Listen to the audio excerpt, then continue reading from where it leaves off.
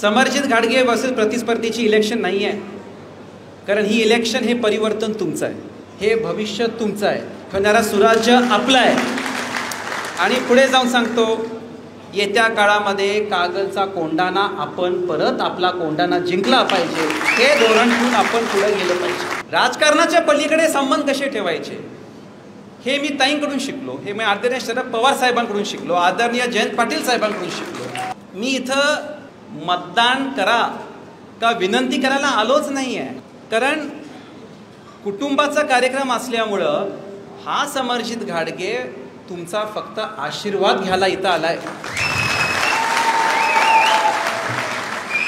बाहेरची माणसं मतदान मागतात, ते आता मागायला 29 तारखेला येत आहेत. आजचा जो मेळावा आहे हा परिवर्तन मेळाव्यापेक्षा त्याला एकच, ह्या मेळाव्याला मला असं वाटतं की मीडियावाल्यांना पण मी त्याचं टायटल देतो, ही गुरुनिष्ठाचा मेळावा आहे. विधान परिषद काय मला मिळाली असती, पण मी स्पष्ट सांगितलं मी कुठली बॅकडोर एंट्री घेणार नाही.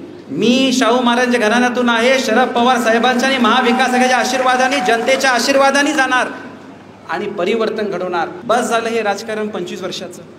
कोणाच्या ताकदीमुळे हे राजकारण झालं? आदरणीय पवार साहेबांच्या आशीर्वादामुळे झालं.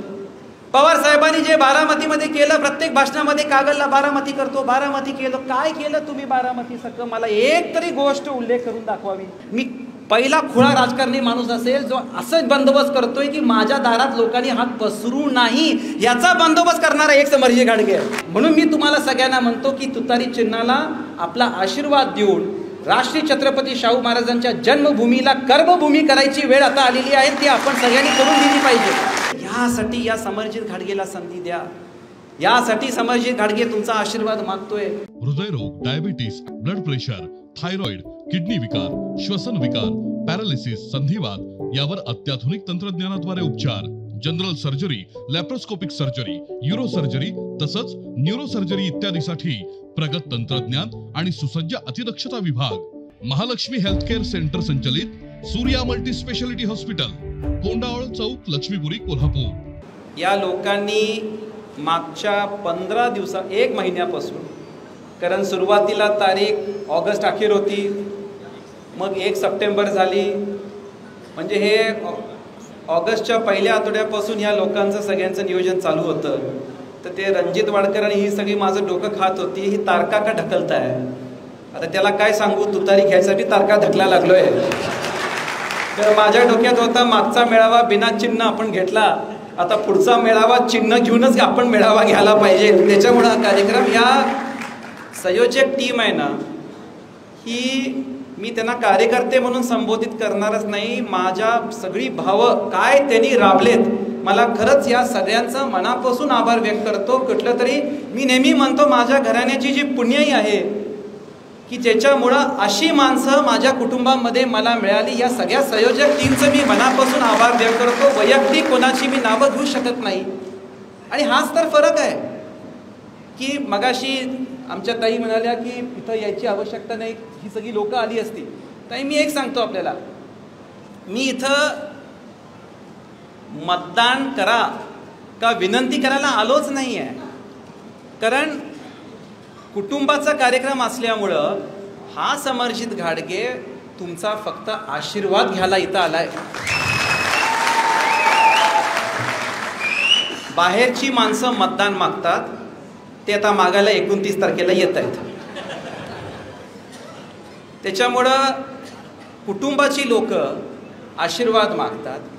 3,37,128 कागल, गडिंग्लज, उत्तूर विधानसभेचे मतदार नाही आहेत, हे या समर्जित घाटगेंचे कुटुंबाचे सदस्य आहेत, असं बघून आपण हे काम केलं पाहिजे. आणि हा एक कुटुंबिक कार्यक्रम आहे. या विधानसभेला आत्ता ही गरज आहे की मागच्या 20-25 वर्षापासून जो काळ होता स्वर्गीय राजे विक्रमसिंग घाटगे साहेबांचा, जो काळ होता स्वर्गीय मंडलिक साहेबांचा, जो काळ होता माननीय बाबा कुपेकर साहेबांचा, या काळामध्ये ह्या सगळ्या लोकांनी आपल्या आपल्या एरियाला आपलं कुटुंब म्हणून जे केलं होतं, मागच्या 20-25 वर्षापासून जे फक्त आकड्याचं राजकारण, जातीचं राजकारण आणि लोकांचं बघायचं दृष्टिकोनचं राजकारण जे आहे ते आता आपल्याला करून हा काळ परत आणायचा आहे. आणि मी आज सांगतो की आजचा जो मेळावा आहे हा परिवर्तन मेळाव्यापेक्षा त्याला एकच ह्या मेळाव्याला मला असं वाटतं की मीडियावाल्यांना पण मी त्याचं टायटल देतो, ही गुरुनिष्ठाचा मेळावा आहे. कारण त्यांनी पुढचा मेळावा घेतल्यानंतर गुरुनिष्ठा हे शब्द ते म्हणू शकत नाहीत. आणि माझं त्यासाठी आपल्या सगळ्यांना विनंती आहे की आपल्या सगळ्यांचा आशीर्वाद मिळत राहू. आज मला ताईंचंही मनापासून आभार व्यक्त करायचे आहे. तसं आदरणीय पवार साहेब, ताई आणि आमच्या सगळ्यांचे घराण्याचे संबंध होते बऱ्याच वर्षापासून. राजकीय वेगळ्या पक्षात आम्ही होतो, पण जेव्हा कधीही मी ताईंना भेटलोय, आमच्या शेजारी स्वर्गीय सप्रे साहेब होते, त्यांच्या घरी नेहमी ताईंची भेट व्हायची. आणि नेहमी राजकारणाच्या पलीकडे संबंध कसे ठेवायचे हे मी ताईंकडून शिकलो. हे मी आदरणीय शरद पवार साहेबांकडून शिकलो, आदरणीय जयंत पाटील साहेबांकडून शिकलो. आणि मी किती नशिबाने बघा, ताई आल्या त्या आल्या आणि आज मला पवार साहेबांच्या पण शुभेच्छा मिळाल्या की येत्या काळामध्ये या विधानसभामध्ये आपल्याला विकास करायचा असेल तर आपल्याला विजन घेऊन गेलं पाहिजे. समरजित घाटगे वर्सेस प्रतिस्पर्धीची इलेक्शन नाही आहे, कारण ही इलेक्शन हे परिवर्तन तुमचं आहे, हे भविष्य तुमचं आहे, होणारा सुराज्य आपलं आहे.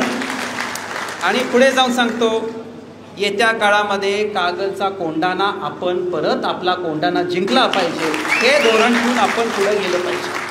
आज महाविकास आघाडीच्या माध्यमातून ज्या प्रमाणात आपण इथं कामं करतोय, ज्या प्रमाणातून आपण ही गोष्टी करतोय, गुरुनिष्ठा या गोष्टीला कुठंतरी कागल गडिंग्लज उत्तर विधानसभेने महत्त्व दिला पाहिजे.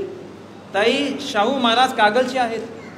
इथं आमचे असलेले सगळे मतदारसंघाच्या लोकांना मी प्रश्न विचारू, कोल्हापूर जिल्ह्याच्या बाहेर गेल्यानंतर किती लोकांना माहिती आहे की शाहू महाराज कागलचे आहे?